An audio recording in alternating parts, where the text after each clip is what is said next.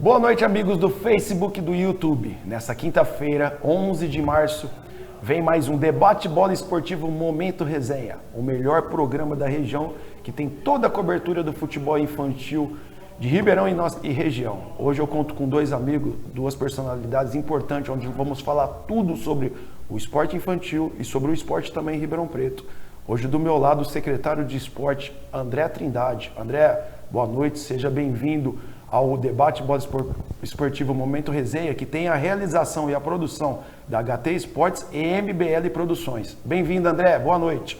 Boa noite, Elton. Felicidade grande poder participar com vocês, falar do nosso esporte, falar dos campeonatos infantis e de tudo de bom que a HT Esportes tem aí promovido para o bem enriquecimento do nosso esporte, desde a base até quase no adulto. Então, uma felicidade, estou à disposição aqui para a gente poder desenrolar essa resenha gostosa nessa noite de quinta-feira. É isso aí, você que está nos assistindo, compartilha, se inscreva em nosso canal, @HT Eventos Esportivos. Leve esse programa mais distante que você possa levar, levando todas as informações do nosso esporte. Do meu lado também, o treinador profissional Alexandre Ferreira. Alexandre, fomos criados praticamente juntos, né? Junto com o Alexandre, junto com o Renato, filho do Ferreira, lateral direito do Comercial. Alexandre, é um prazer te receber em nosso programa, seja bem-vindo e obrigado por atender nosso convite. Boa noite, Elton, boa noite, André, o prazer é todo meu, né? Uma felicidade muito grande poder estar aqui com vocês e falar do que a gente mais ama, do que a gente mais gosta, né? Do futebol, né? Futebol infantil, da rapaziada jovem, né?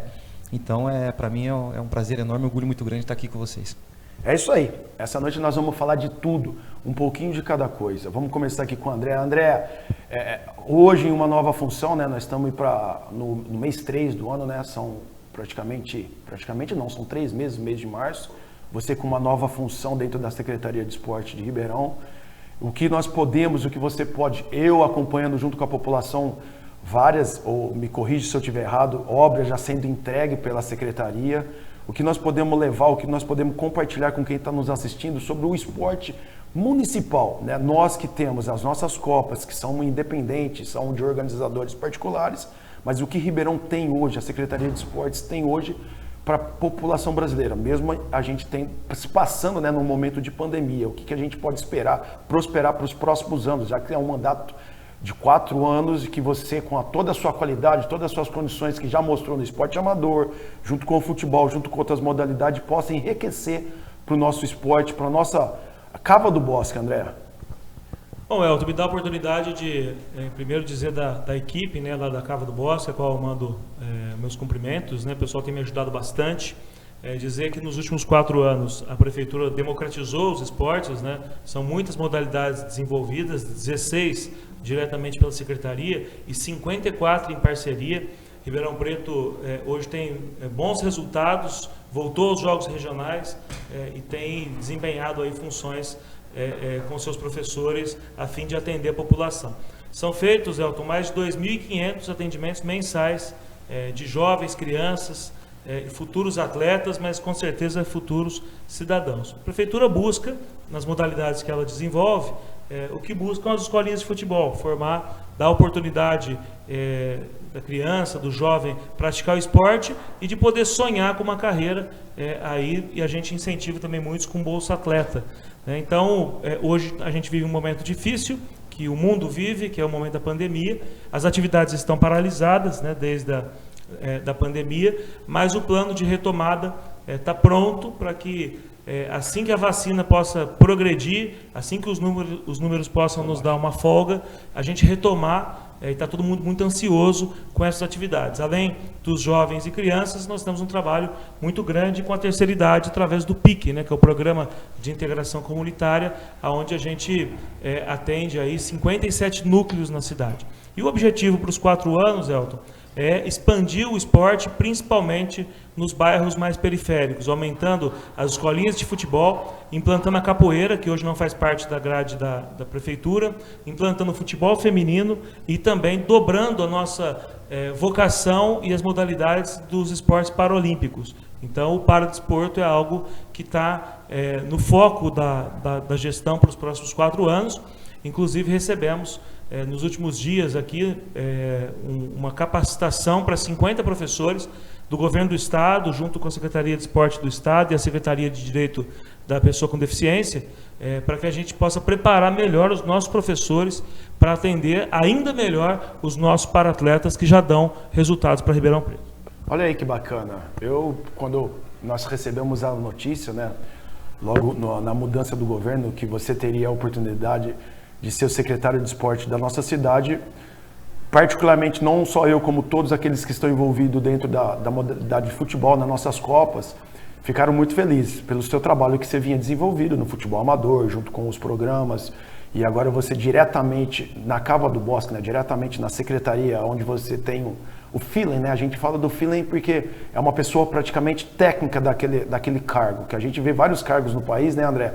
Designado para a saúde, designado para o esporte ou para assistência social, pessoas não tão capacitadas. Nós não vamos entrar nesse mérito, mas acho que a escolha do nosso prefeito, do Duarte Nogueira, foi uma escolha sensata e uma escolha muito bem feita, né? Isso a gente só tem a ganhar, a população ribeirão-pretana tem a ganhar muito com isso. Infelizmente, a gente vem atravessando uma pandemia onde muito não pode ser feito. Mas eu tenho certeza, como você mesmo disse, já existe uma organização interna, uma preparação, que quando tudo isso passar, Ribeirão Preto pode ser, o Alexandre vai falar também aqui com a gente, os campeonatos que tinha, Primavera, Sirem, aqueles grandes campeonatos que a própria secretaria da prefeitura, né, juntamente com a prefeitura municipal, organizava. E a gente viu isso passando ao longo dos anos, sumindo do cenário esportivo da cidade.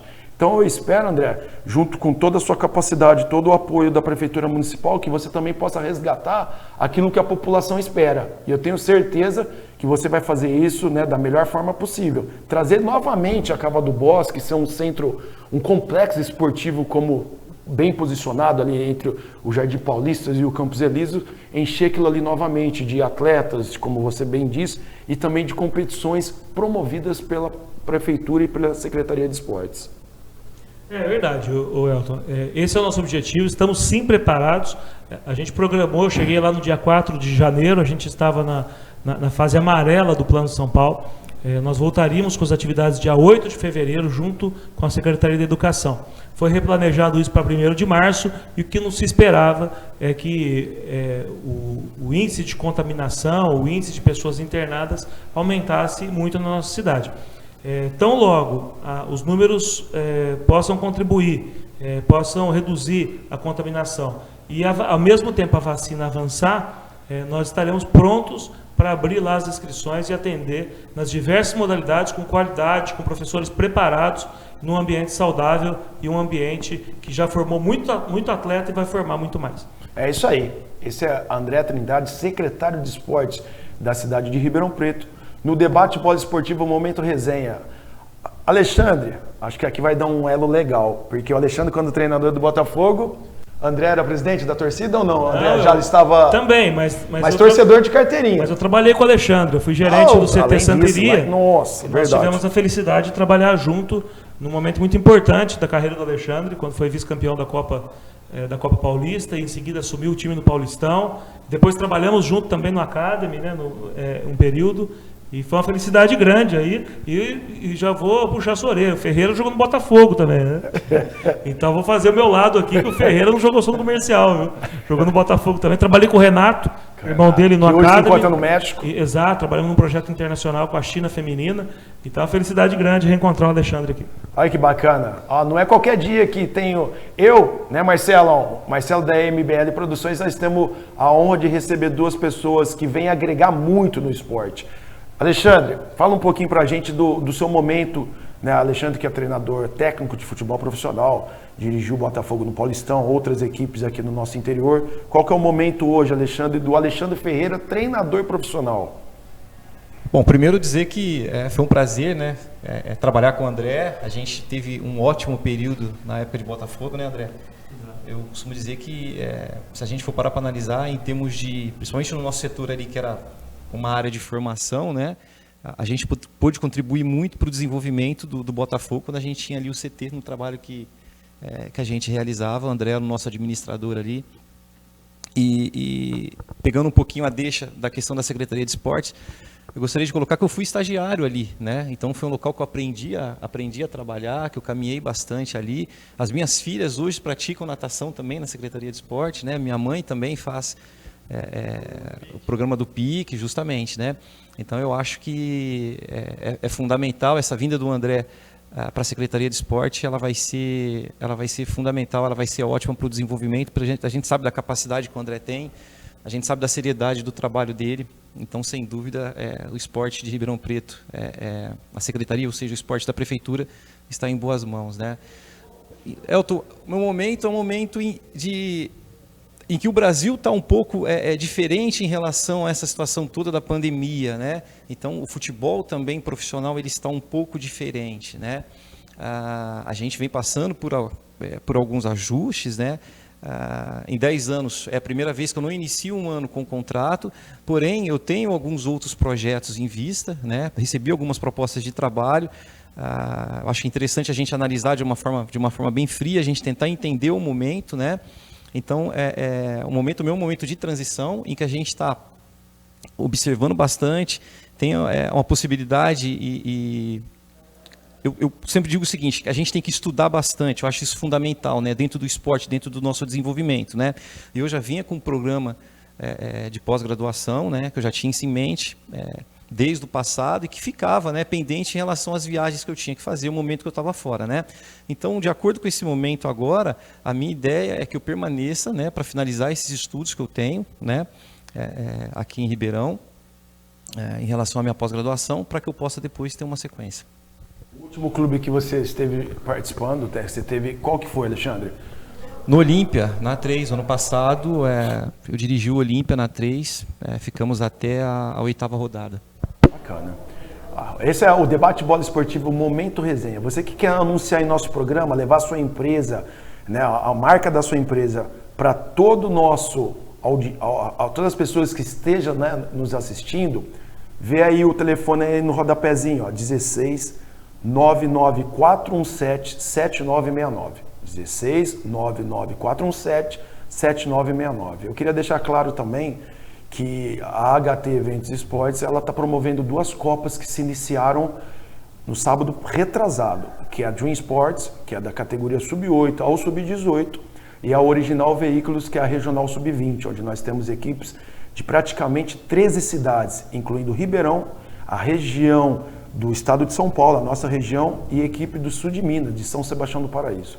Em acordo, como o próprio André mencionou, em nosso regulamento, a cidade entrou na fase vermelha, ali não tem mais jogos, né? Porque é uma coisa ilegal, fora do contexto de uma capacidade, de uma organização. Então hoje o campeonato se paralisou, já se paralisou desde sexta passada, quando foi anunciado pelo governador do estado o decreto, né, onde todo o estado se encontraria na fase vermelha, e a gente com isso espera, né, o próximo pronunciamento, o próximo decreto do governador, onde ele possa mudar de fase ou não, para nós retornarmos com as nossas atividades. Então, enquanto está na fase vermelha, gente, tudo parado. Você aí, o André mesmo mencionou a quantidade, né, o número que hoje Ribeirão Preto teve um avanço, né, nos leitos, nas UTI. Então você nos ajude a você mesmo, ajude o próprio seu comércio, né, fazendo só o essencial, se mantendo em casa, para que nós podemos voltar, não a vida normal, porém que nós podemos adaptar a nossa modalidade, que a gente aqui falando de futebol, o mais rápido possível. Então a gente precisa da compreensão, precisa da ajuda de todos, não adianta só uma parte da comunidade, uma parte da sociedade está interagindo, está participando, está fechando em forma de ajuda, se tantas outras a gente vê ainda, como se diz, em forma irresponsável. Então eu tenho esse momento, né, essa oportunidade de pedir a todos vocês, né, principalmente aquele que participa do âmbito esportivo, seja ele futebol, seja ele basquete, seja o que for, que tenha um pouquinho mais de responsabilidade, que possa normalizar o mais rápido possível. É isso daí, não é, André? É isso praticamente, você que tem os números mais exatos da nossa cidade, né, dentro da secretaria. Acho que é uma forma da gente poder, como você mesmo disse, a secretaria já tinha um projeto de voltar em fevereiro, depois foi adiado para março e agora só Deus pode saber quando vai ser. Então a gente precisa da responsabilidade de todos, né? Exatamente. Quando parte da sociedade se dedica e outra parte não, aí o que acontece é que os bons acabam pagando pelos ruins. Ninguém quer ver nada parado, ninguém quer. A ansiedade é grande, mas os campeonatos começaram com todo entusiasmo, né? Eu acompanhei os campeonatos da HT Esportes, bons campeonatos. E o que acontece? Quando um grupo não adere a essa força conjunta, porque é um sacrifício. Muitos aí, sem oportunidade de trabalhar, queda no movimento. Agora, o que não é justo é alguns se sacrificarem, enquanto outros levam a vida como se estivesse normal, e normal não está. Né? Eu tive exemplo na própria família, eu perdi a minha avó, eu fui internado no final do ano, eu era vereador, a cidade inteira foi noticiada disso, e nós estamos todos os dias perdendo um amigo por essa doença. Se houvesse uma união da sociedade, onde todos realmente parar é difícil, mas fizessem só o que é necessário, a gente já teria vencido essa etapa e teria o mínimo de segurança para seguir com as atividades. Então, para que a gente volte a ser feliz, porque o esporte traz felicidade, o esporte traz oportunidade, entretenimento, essa chance de se reencontrar e fazer essa resenha, e ter bons assuntos para a gente discutir, comentar os lances do jogo, comentar o desempenho da oportunidade individual de cada atleta.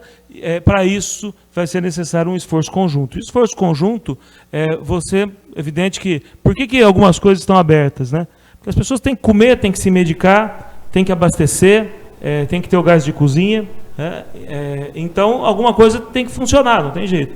Agora, quanto mais gente não aderir, mais tempo vai levar para que a gente tenha condições seguras aí de poder desempenhar as funções sem o risco de contaminar mais pessoas e de chegar a um colapso, onde o poder público, inclusive a rede particular, não ter condições de atender e leitos para atender as pessoas que precisam, porque aí é uma questão de vida ou morte. Né? Então, vamos torcer, nós temos que carregar o otimismo. Vou dizer uma coisa para você. Os idosos de 90 anos foram vacinados. Ribeirão está há 15 dias sem a morte de um idoso de 90 anos, que era o que mais morria. Daqui uns dias nós teremos a segunda dose entre 85 e 87 anos. Com certeza essa faixa de pessoas que é a que mais morria vai parar de morrer. Aí você começa a ter uma condição de atendimento na rede pública, pois os mais jovens têm mais saúde e têm mais chance de se recuperar. Então, tem que aderir, tem que apoiar a vacina, tem que incentivar as pessoas a serem vacinadas e para que isso passe logo, porque já é um ano, e é um ano perdido nas nossas vidas, é um ano de sonhos interrompidos, é um ano de acontecimentos não realizados. Então, é momento agora de uma união para que passe mais rápido, efetivamente. Chegamos perto disso em dezembro. Quando eu fui internado, Elton, estava bem tranquila a situação nos hospitais. Né? O comportamento das festas de final de ano refletiu justamente nos dias de hoje. Né? Praia, festa, confraternização de empresa, muita coisa, né? Gente de férias, quer dizer, a praia lotada todo fim de semana. Os feriados começaram assim, né? 7 de setembro, quando 15 de novembro. Quando o clima esquentou, nós já víamos a mudança do hábito das pessoas nas praias. E uma acomodação das pessoas em relação a achar que está tudo bem. Esse é o pior engano. Então a gente agora está vivendo um momento difícil, mas tenho certeza que a união da nossa população vai ser capaz de reverter. Bacana. Esse daí é o secretário de esporte, né? O nosso André Trindade, trazendo informações importantes. Né? Não adianta a gente só vir aqui debater sobre o futebol, sobre o momento que possa acontecer, mas nós não podemos nos iludir e também não podemos nos afastar do momento atual, que é um momento que nós regressamos, né? Não em fases vermelha ou amarela ou verde, a questão não é essa.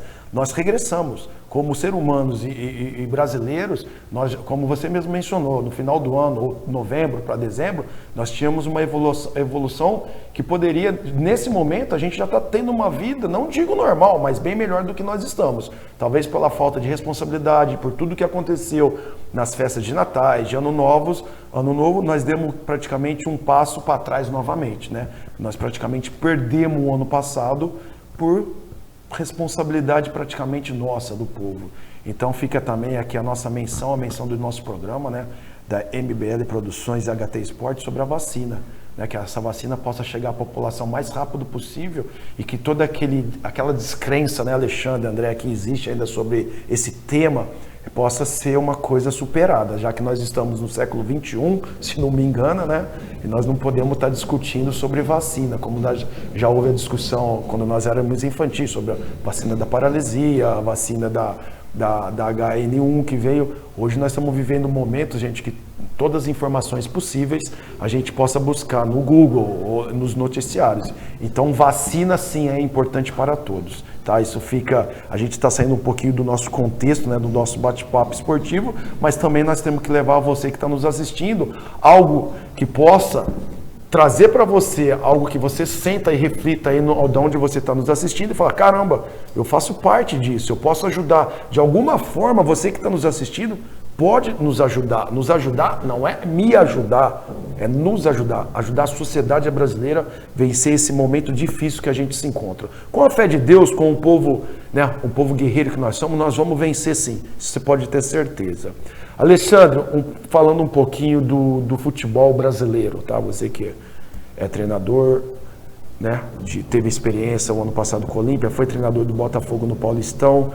Qual que foi o parâmetro, qual que é o seu contexto aí do momento atual do futebol? Falando um pouquinho, já pegando essa linha, nós que fomos ali criados no poliesportivo, né, do comercial, tinha o poliesportivo aqui também, né, André, do Botafogo. Fui presidente lá. Cansei de vir ver treino aqui, não lembro se era de terça e quinta, 2 dias da semana, que o Bigode treinava, Bordão, lembra dessa turma, né? Zizão não saía ali do pedaço, Zizão que hoje, né, não se encontra mais entre nós, mas era uma pessoa formidável, então ficava aquela briga, né? Poli do Botafogo Vila Tibério, uma briga saudável, poliesportivo do comercial, lá no Jardim Paulista. E dali eu posso falar, nós vimos muitas coisas boas saindo. O que nós falamos hoje nessa mudança, Alexandre? Que a gente pode, você que está dentro do campo, né? Hoje a gente só assiste de fora, tem uma expectativa e tem um pensamento, uma opinião assistindo de cima, talvez muitas das vezes transmitindo, mas você está ali no meio do jovem, da categoria de base do futebol profissional. O que mudou nesse período longo? Eu acho que você na pergunta você fez um roteiro interessante, né? Você falou aí de pessoas, de situações, né? A gente lembra de poliesportivo do comercial, poliesportivo do Botafogo, automaticamente você fala de Zizão acompanhando o que estava acontecendo, aí você falou de alguns jovens jogadores, enfim, eu acho que modificou muito, né, a forma de desenvolvimento do nosso jovem atleta, né? Então eu acho que isso acaba ferindo no profissional, né? Eu confesso que quando eu cheguei ao profissional, uma das preocupações que eu tinha, né, e que eu imaginava, era simplesmente eu ter um trabalho mais voltado a questões táticas, né? E aí eu comecei a perceber que não, porque a gente tinha erros básicos, né? A gente tinha erros de princípios de coordenação, erros que a gente acaba consertando na base. Ou seja, a base foi feita para errar, para que o jogador, quando chega no departamento profissional, ele simplesmente se preocupa principalmente com questões táticas e não necessariamente com questões mínimas e pequenas, né? Às vezes um domínio, às vezes uma questão de um passe, que são coisas que a gente, na nossa época, a gente fazia isso no departamento de base, né? Eu acredito que tudo se evolui, a gente tem que tentar entender qual a característica do nosso futebol, entendendo a característica do nosso futebol, entender como a gente faz o trabalho com os nossos jogadores de base. Eu vejo muitas vezes um certo copismo em relação a treinamento. Por que eu estou treinando dessa forma? Estou treinando porque talvez o Barcelona faça daquela forma, mas talvez para o país deles é interessante, ou pela forma que ele joga é interessante, talvez para a forma do brasileiro não seja interessante. Eu acho que isso tem que ser muito debatido, porque a gente está vendo um futebol brasileiro um pouco pragmático, saindo um pouco das suas raízes, né? E talvez a gente tinha um pouco mais de liberdade quando éramos jovens, a gente tinha um pouco mais de contato com a bola o tempo inteiro. Eu me lembro que a gente, quando criança, a gente jogava futebol praticamente o tempo todo, a gente dormia com a bola, a gente corria, a gente pulava, a gente tinha rua, né, que de uma certa forma era um pouco mais seguro para a gente tinha muito mais campinho pequenininho, ou a gente fazia geralmente um chinelo era motivo da gente fazer uma trave, e talvez dali a gente fazia um jogo reduzido, em que hoje se é tanto discutido, né? A gente viu muito falar sobre jogos reduzidos, pequenos jogos. Antigamente Antigamente, quando a gente era criança, a gente já fazia isso. Então, eu vejo... eu, como amante do futebol, o que eu mais gosto é sentar na televisão, poder sentar no estádio e ver um futebol bem praticado, né? Eu acho que é isso que a gente espera. Então, infelizmente, a gente não vê um futebol bem praticado, um futebol bonito, um futebol vistoso. Eu acho que a gente poderia rever algumas questões, principalmente em relação à questão do desenvolvimento do nosso jovem atleta. Legal, essa é uma coisa. Não vamos sair na caça às bruxas, mas você disse, você está no campo, você participa diretamente com o atleta. Então, né, não ou sim, sim ou não, você também é responsável por isso daí, certo? E qual é o responsável maior? É o treinador? É as federações? É a CBF? Porque alguém partiu isso do princípio, né? Nós, quando éramos jovens, como você bem mencionou, nós tínhamos os nossos treinadores, né? O seu Jesus, o Marco Antônio, depois eu tive uma passagem de vários anos em Campinas, e o seu irmão vários anos em São Paulo, e a gente sempre tinha como reflexo o treinador, o trabalho do treinador. Se isso mudou, Alexandre, de alguma forma, negativo ou positivamente, veio da onde? Veio do treinador, é o maior responsável, ou veio dos cientistas que trabalham? Você pode falar melhor, você trabalhou num grande clube, né, o clube do André, de coração, o Botafogo Futebol Clube, que é a estrutura de Campeonato Paulista, de Campeonato Brasileiro, onde acredito eu que você teve todo, não só você, o treinador atual, ou os próximos treinadores, tenha toda uma base, tenha todo um projeto por trás. Então fica a responsabilidade somente do treinador, porque eu cansei de ouvir, canso de ouvir aquilo assim, hoje o menino vai bater uma falta, você não nem vê mais gol de falta. Eu estava vendo uns dados do Flamengo, que o Flamengo teve um dos melhores batedores, um dos maiores batedores de falta do Brasil, que foi o Zico. Se não me engana, tá? Eu vou falar aqui um número que eu possa estar totalmente enganado. Já são mais de 1000 dias que o time do Flamengo não tem um gol de falta. Aí vem aquilo, para a gente bater no que você estava falando, e o André também pode participar desse bate-bola. Hoje eu ouço falar que o preparador físico, ou o fisiologista, ou a toda aquela infraestrutura que tem atrás de um treinador de um grande clube, com dados. Essa perna já está cansada, você já está propício a ter uma contusão muscular, isso, aquilo, se retire do treino e vai para o descanso. Então, na nossa época, eu cansei de ver em Campinas o Neto puxar uma barreira, pegava um goleiro das categorias menores, né, que sempre funcionou dessa forma, e ele ficava mais 40, 50 minutos batendo várias faltas. Hoje você não vê mais isso. Então, a responsabilidade, eu estou dando um exemplo, tá? Estou dando exemplo da falta, mas aí você pode dar o exemplo do paredão, do passe, com a esquerda, com a direita. Hoje, Jesus amado. Da forca para cabeceio. Nossa, hoje a gente vai assistir um jogo, me desculpa, André, o seu Botafogo ano passado. Meu Deus, gente, não pode. São passes que o erro acontece, coisa natural. Mas você vê que não é um erro, é uma falta de capacidade técnica. Aquilo que não foi elaborado, não foi treinado, não foi aperfeiçoado, talvez nas categorias de base, e não tem condições nenhuma de jogar o futebol profissional. Então isso a gente não está aqui buscando um culpado, mas um porquê desse contexto e do nível um nível técnico chegar tão baixo no futebol brasileiro. A gente não adianta se enganar, tá? Hoje o futebol brasileiro tem o calendário brasileiro hoje tem os campeonatos estaduais, que são o alto do nosso futebol, né? No brasileiro não está. Mas você vem aí no Paulista, se não me engano, tá? É a A1, A2, A3 e a famosa B1, né? Que seria a 4ª divisão do passado. Você vai assistir um jogo, André, o nível técnico hoje é baixo. Ô Elton, você está falando disso aí. E você trabalhou, você participou, né? Além das arquibancadas, você me corrija se eu estiver errado, tá? Você passa, né? Como torcedor do Botafogo, você viu várias gerações. Uma live que nós fizemos com o Bordão, você lembra do Bordão jogando e treinando, sim, tá? Então, você viu uma geração A, geração B, geração C e está assistindo a geração D. E você, eu tenho certeza que vê também essas diferenças da arquibancada. A diferença, você vê falando localmente, o número de jogadores que o Botafogo revela hoje, nada. Um baita investimento, um investimento que nunca teve, igual na base, não revela ninguém, não vende ninguém. Coisa que até dias atrás, até inclusive na época do Alexandre, isso aconteceu. E muito mais no passado, na época do Zé Mário Crispim e de outros treinadores, que o Botafogo tinha essa vocação de revelar. A questão que você falou da falta, ela exemplifica todo o resto. Você pega uma final de Libertadores, Palmeiras e Santos, o que você espera de uma final de Libertadores? Espera um jogo técnico que tenha 2 bolas na trave, uma defesa milagrosa de um goleiro, não teve nada. Teve uma defesa que você fala, essa foi uma defesa difícil, ou bola na trave, não teve um VAR.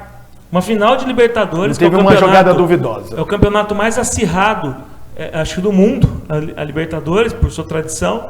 Um clássico paulista, que também já traria um acirramento ainda maior. Você não usou o VAR uma vez na final da Taça Libertadores, não teve uma bola na trave, não teve um chapéu, e teve um gol aos 47 ou 49 do segundo tempo, de cabeça, numa felicidade grande, de um jogador improvável, que estava na Série B, né, que veio do Londrina, e que fez o gol lá num lance espírita, né? Que a bola saiu. Se talvez não acontece aquele lance da linha lateral ali com o Cuca, aquela tudo, o jogo ia terminar ali mesmo. 0 a 0, então foi um lance que a gente não pode nem contar. Então, para aquele amante do futebol, aquele que gostava de ver uma jogada, gostava de ver uma definição, e a cobrança de falta exemplifica.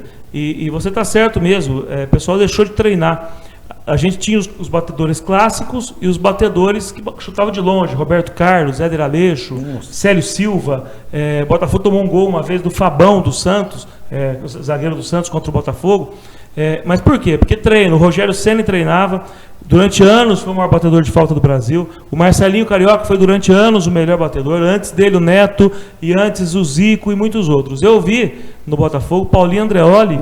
Quando pegava a bola, Paulinho Andreoli batia a falta com as 2 pernas. Batia com a direita e batia com a esquerda. Que é raro, né, no futebol. Com a mesma qualidade.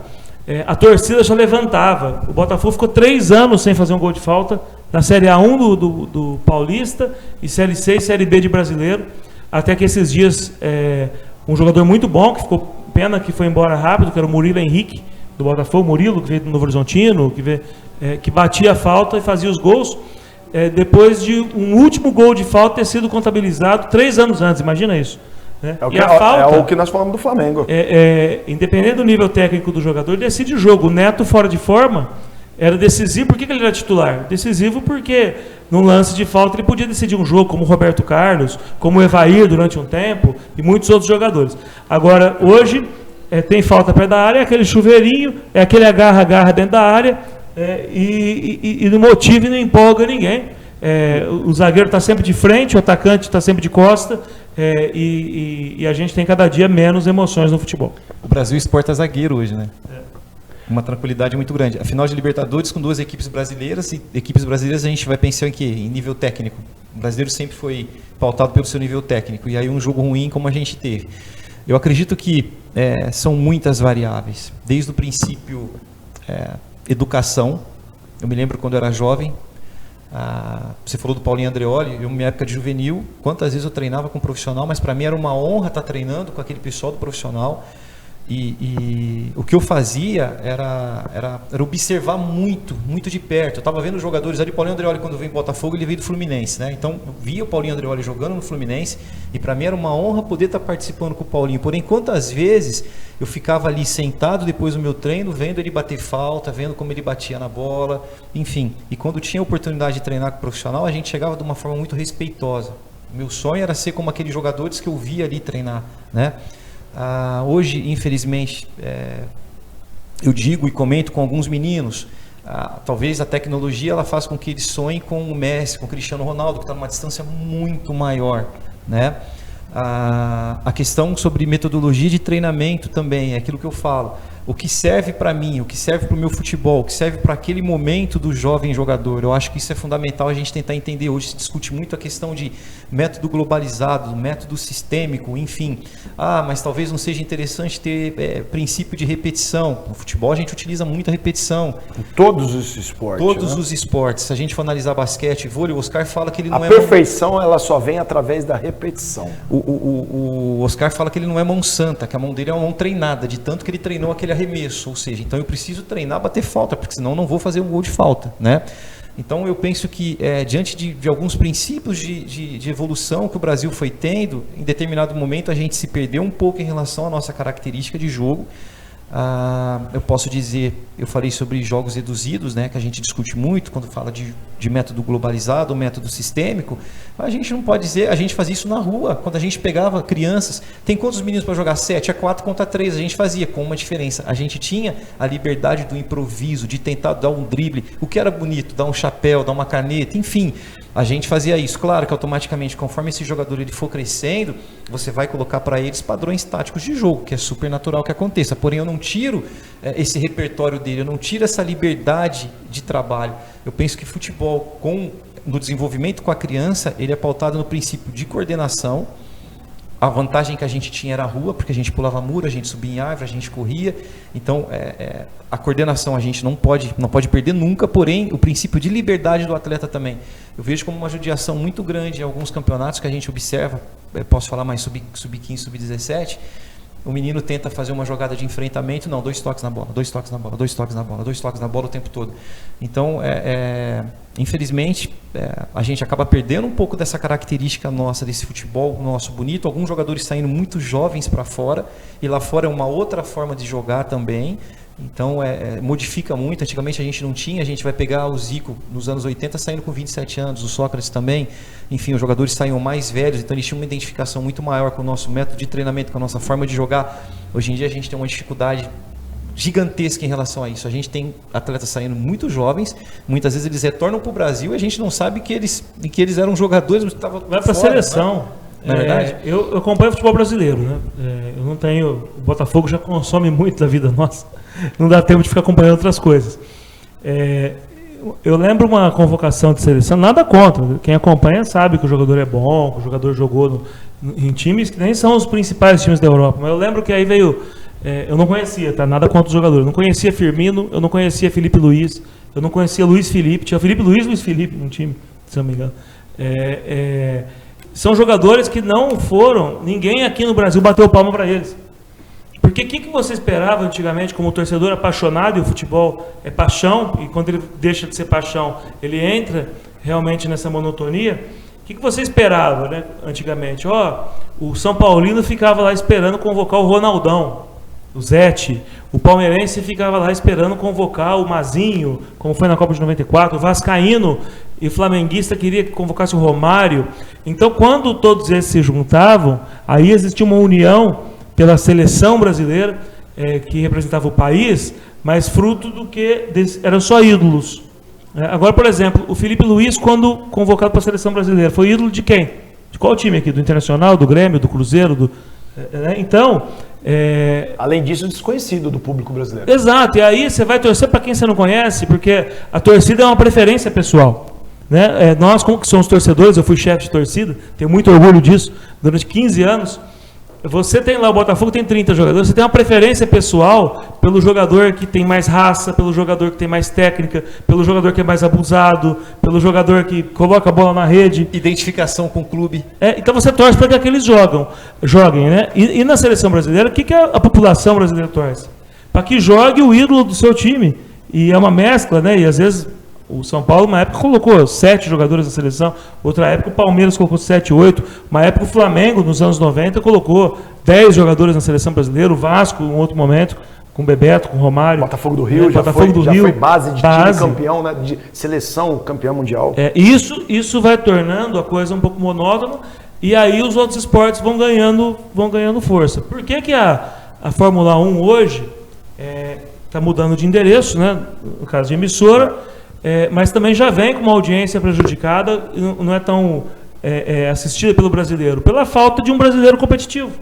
Pela falta do ídolo. E não estou falando só de Ayrton Senna. Quando a gente teve Emerson Fittipaldi, Nelson Piquet e muitos outros... O próprio Rubens Barrichello. Barrichello, depois que era mesmo período com o Senna, mas continuou. Massa, que tentou ser esse nome, mas quando parou também, o interesse diminuiu.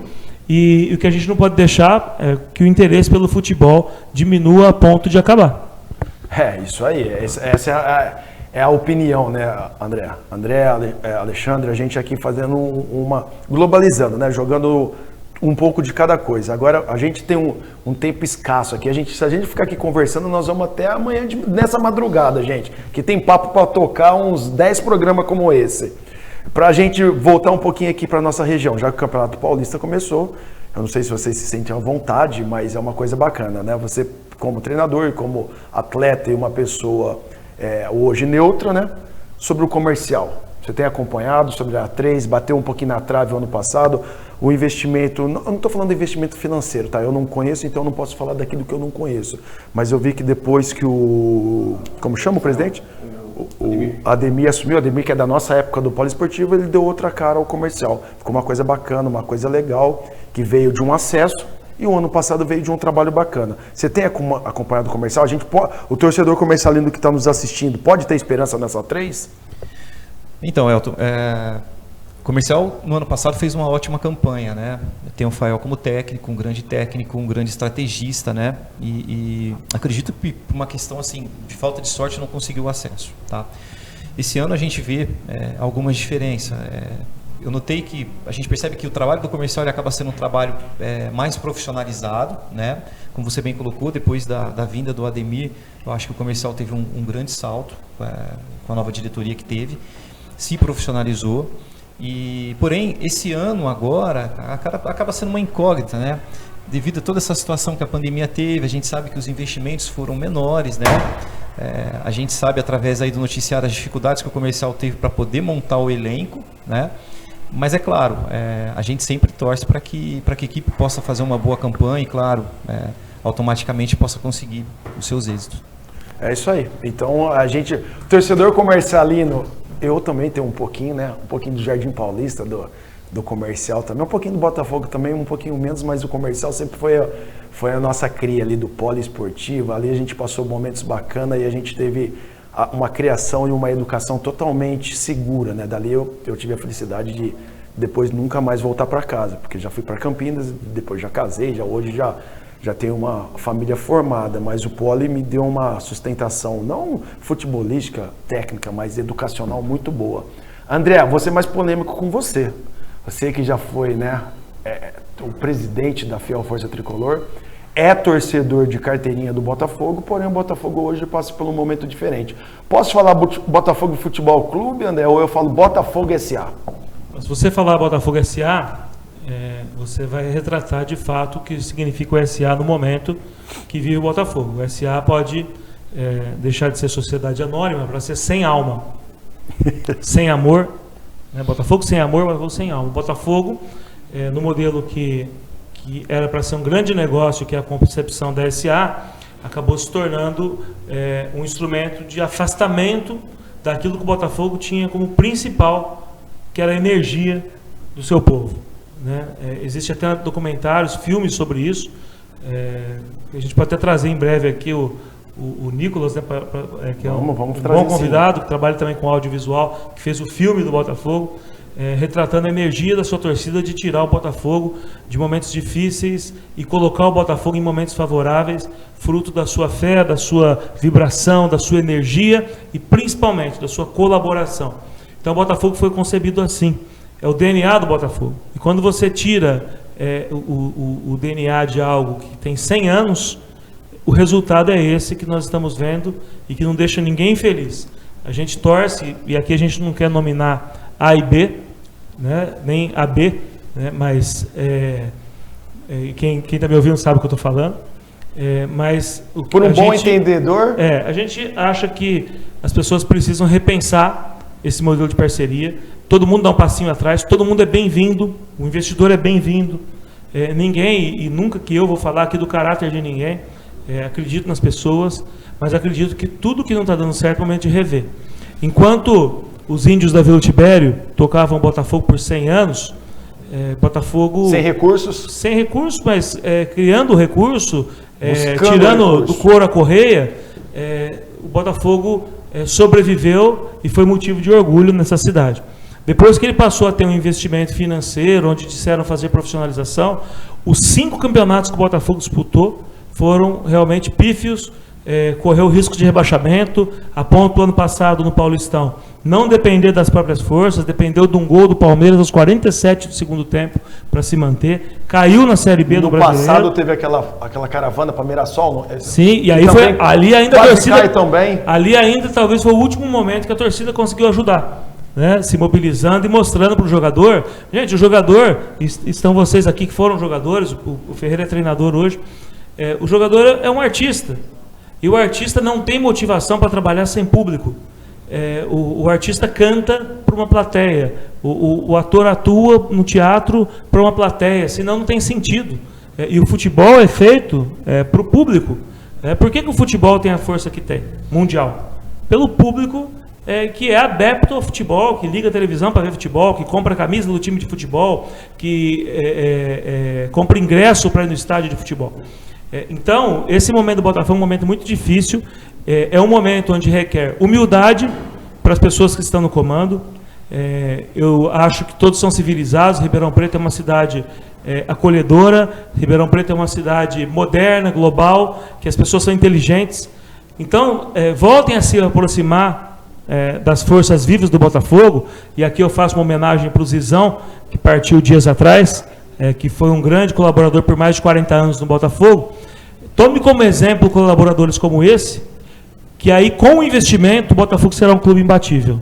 Agora, enquanto a coisa for tocada de forma fria, sem respeitar as tradições do clube, sem respeitar as pessoas que edificaram esse clube, aí o resultado ele vai ser semelhante, e quanto mais tem sido aí, vide a goleada vexatória contra a Ferroviária, como se já não bastasse a goleada vexatória em casa contra o Mirassol de 6-0 no ano passado. Era para ser o contrário, com todo o respeito que o Mirassol merece.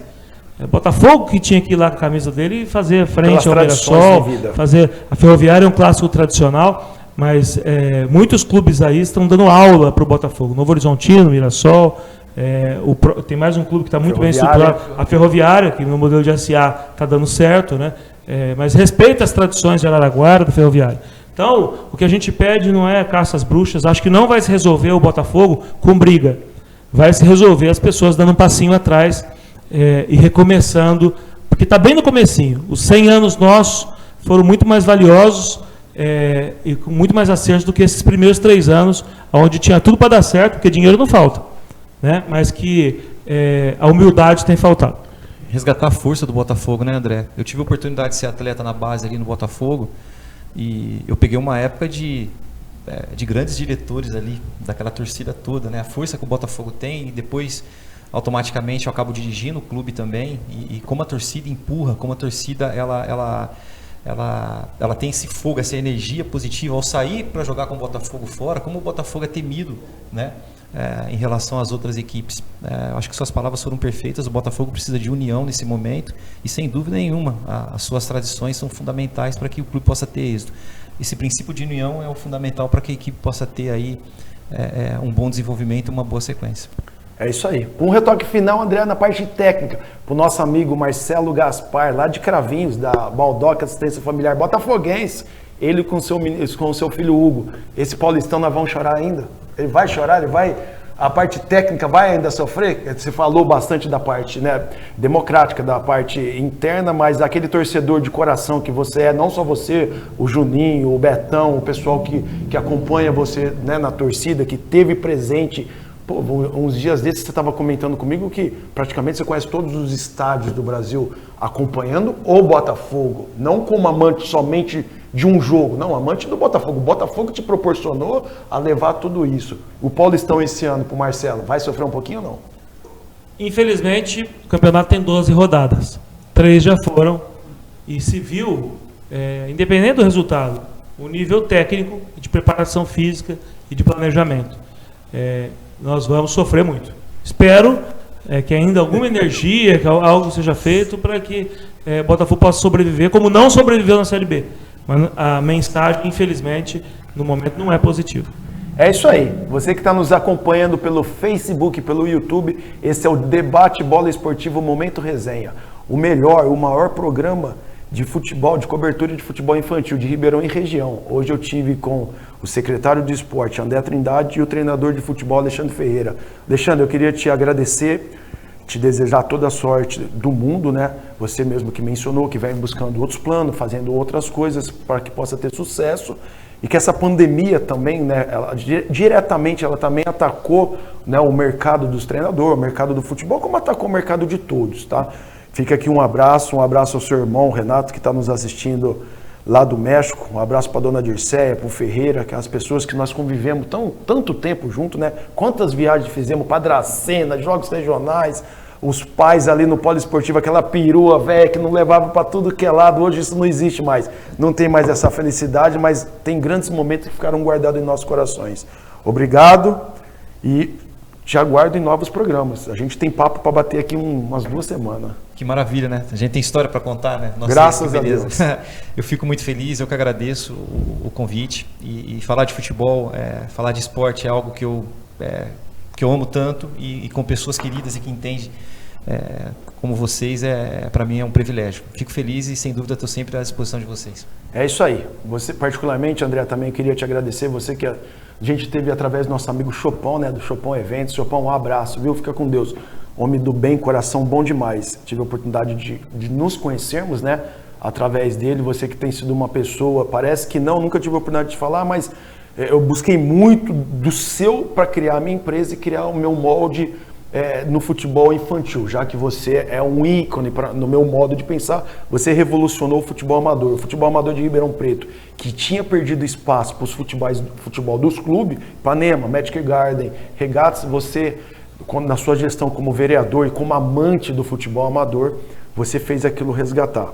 Dentro daquilo, eu sempre fui uma pessoa muito observadora e tento trazer, né, os mesmos moldes, o mesmo modelo, adaptando ao futebol infantil. Te agradeço, te desejo toda a sorte do mundo. Eu sei que a pandemia, né, tem atrapalhado diretamente também o seu trabalho, já que o amadorzão é uma coisa que a cidade espera, né? A gente sabe que vem muitas novidades aí com a liga, com os benefícios aos clubes, aos atletas, mas eu tenho certeza que tá ali, ó, tá de molho, tá no forno, como se diz, viu? Brigadão, André Trindade, secretário de Esporte de Ribeirão Preto. Eu que agradeço, Elton, desejar felicidade ao programa, também às competições e principalmente desejar que logo a gente possa vencer essa etapa que essa doença está impondo à nossa população. E fico sempre às ordens e muito feliz de saber que vocês estão comunicando o esporte e o esporte infantil e trazendo grandes convidados. Tem tudo para dar certo. É isso aí. Esse foi mais um Debate Bola Esportivo Momento Resenha. Uma boa noite e quinta-feira nos vemos novamente.